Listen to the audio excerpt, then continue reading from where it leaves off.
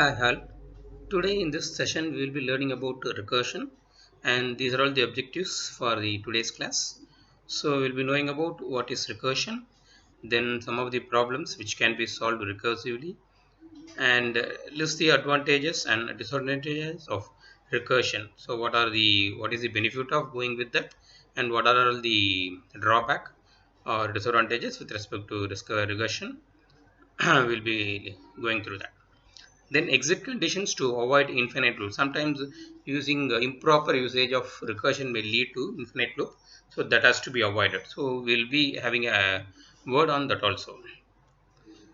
Recursion. So as per the dictionary, it is the process of repeating items in a self-similar way. Maybe in our day-to-day life, like we have knowingly or unknowingly, we have done some recursive task. For example, if you want to know meaning of a particular word with the help of a dictionary, we normally go through the particular word which will be arranged in alphabetical order. Imagine, like, if you want to know what is the meaning of computer, then you will go to the words which are starting with C. Then you will find out the corresponding letters, the spelling of the computer. Then you will locate that. There you will have a meaning similar to that, like it is a electronic data processing unit. So in case if we don't know like what is the meaning of electronic or maybe processing, so in that case, again, what you will do, you will go to the page where electronic word is there. You will get the meaning of that. Then that meaning, again, you will come back to the computer. In that particular case, you will replace what is the meaning of electronic in the definition of computer, and what is the meaning of that processing, which you are seeing in the other page. Then you will be adding that in the computer page. So that is how we will do it in a recursive manner. That is the same action or the process being done again and again to get a particular result. So your ultimate aim is to get the meaning of computer. For that we have used the dictionary, and in turn we don't know the meaning of electronic and processing. For that also we have referred the same dictionary to locate that particular meaning. Then again we have reverted back. But with respect to programming language, it makes you to call a function within the same function. Maybe the previous section would have learned about what is function. So if you are able to call this function again and again from the same function, then it is called a recursive function. So in case, like, if you are defining a main function, and within that if you are having again you are calling the main function itself, then that will be considered to be a recursive function. Probably I will not use main function. Most of the cases will use our user defined functions.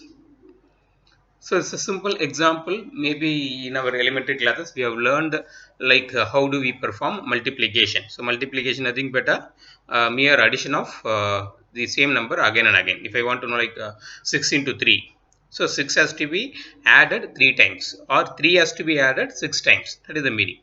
So in that case, the same problem, we are going to use it with recursive in nature. How we are going to write? So here we assume m and n are the variable which are greater than 0, and we are going to return m and n. Then this is the function definition: int multiply, which is a return type name of the function. Then we have two arguments m and n of type integer. Then if n equal to 1, you return the value m as the answer. Else answer equal to m plus multiply of m comma n minus 1. So imagine, like, if I am going to find out what is 6 into 3, then my m will be 6, n will be 3. So we will be checking whether 3 is equal to 1. That is the first step. Then probably it is not so. Then we will be going to the else part. Here m will keep, here we have assumed to be 6 and 3. So 6 plus multiply of 6 comma n minus 1, that n is 2 minus 1, which will be 3. Maybe in the next slide I can show you, like, what is the actual scenario. So in this case, this we call as a simple case, or that defines, like, that is the ending statement of your recursive function. And this is a recursive call because here just observe, my function name is multiply with 2 argument. Here also multiply with 2 argument. So this is what the how do we trace the multiply function with the value of 6 and 3. Initially the answer is like 6 plus multiply of 6 comma 2, because where we have given n minus 1. So n minus 1, n is here 3, so 3 minus 1 is 2. So what happens is this 6 along with this function is being called again. which is like similar to after getting the meaning of computer, like we have not got the entire meaning of computer. So I am looking for like what is the meaning of electronic. Again, in the next step iteration, I will be knowing what is the meaning of processing. Then this value is being returned back like this. So thing is, we are starting our iteration here with again calling multiply of 6 comma 2. Again here 6 plus multiply of 6 minus 1. Sorry, 6 comma 1. So 6 comma 1 again will return the value of 6. So this 6 is being added here. So 6 plus 6, 12. Then this 12 is fed here. 12 plus 6, which is 18, which is the actual meaning. So normally you can just use a multiplication operator just to tell you like how your basic multiplication is also can be done with a recursive in nature. Then the most appropriate or like most frequently discussed example is factorial. So before going into factorial, just you know what is the meaning of factorial. It is a product of an integer, and all the integers should be below that. So in case if I say 4 factorial, it is nothing but 24. How you are getting it 24 is it should be done like this: 4 into 3 into 2 into 1. Not we have to stop till 1, and it is going to be integer, not floating point values. So what happens is 4 into 3, which is 12, 12 into 2, 24, 24 into 1, 24. So that is actual. If it is again 5, then what happens? 5 into 24, that value has to be multiplied. So this two comparative programming statement in C gives you in a iterative nature as well as recursive in nature. If you are going to do it with without recursion, how do you do that? Where I equal to n, I greater than or equal, sorry, greater than is 1 and minus minus I. So every time we are decrementing the value of I starting from the maximum value. So what happens? Product here we have given is 1. So 1 into 4, that product is saved here. Then again 4 into 3, 12, 12 is again saved here. Then again 12 into 2, which is 24, saved in product. Then 24 into 1, that is being saved. Here in factorial, if n is equal to 0, the last value is equal to 0, return 1, else return n into factorial of n minus 1. So what happens is here with respect to this example, 4 into factorial of 3. So again, what is factorial of 3? It comes back here. Then 4 into 3 into factorial of 2.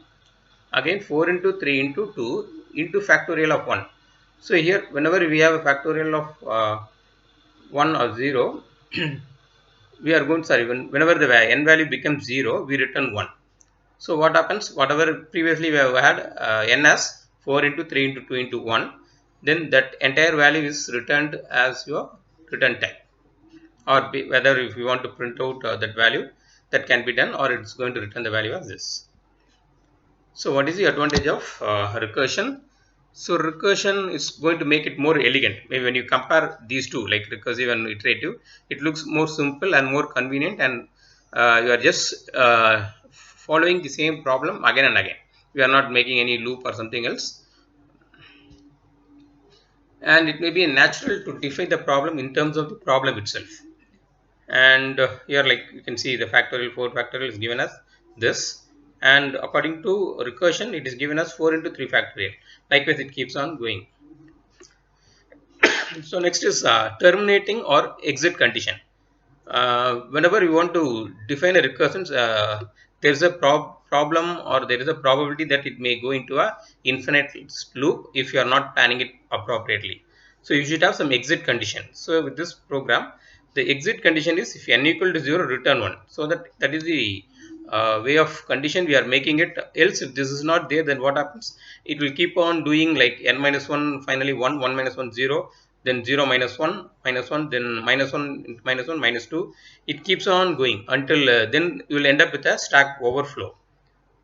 Okay, there is a problem with infinite loop. You will end up with a stack overflow problem. And recursive function must contain at least one non-recursive branch. As mentioned here, this is not a non-recursive branch. It makes you to terminate at a particular point of time based on some condition. So this condition we are calling it as a exit condition or terminating condition. So to avoid, you should have some base criteria or a progressive approach. Base criteria is nothing but whatever I mentioned here. That condition itself will make you to stop the recursion further. And progressive approaches, it makes you to move towards that thing. So here, whenever we are making factorial of n minus 1, we are keep on decreasing these value so that at particular point of time n becomes 0. If this doesn't happen, then finally you will end up with an infinite loop. So we have to make sure there is a progressive in nature to move towards this base condition, or we call it as a base criteria. And disadvantage, as I told, like your recursion is going to use stack, which is like last in first out, and it consumes more memory and as well as more time. And like we use only when there is a high performance applications are there, and hardly we use those things. But if it is in less demanding application, recursion is more attractive. In case if more performance is required, we'll never go with this. In case if for a less demanding application other than graphics, action or simulation, then we can select sorry, in less demanding application, attractive for iteration. So normally iterative in nature is good in case of high performance, not for recursive in nature. And this is the summary. Like we have seen what is recursion, then examples here we have seen like multiplication, factorial. So apart from that, we have a lot of example like tower of Hanoi, 8 queens problem. Okay, just you go through Google and find out like what are these problems are, which are all like quite interesting. And we have discussed about advantages and disadvantages, exit conditions, and how to avoid infinite loop. Okay, hope you have a good session. Thank you.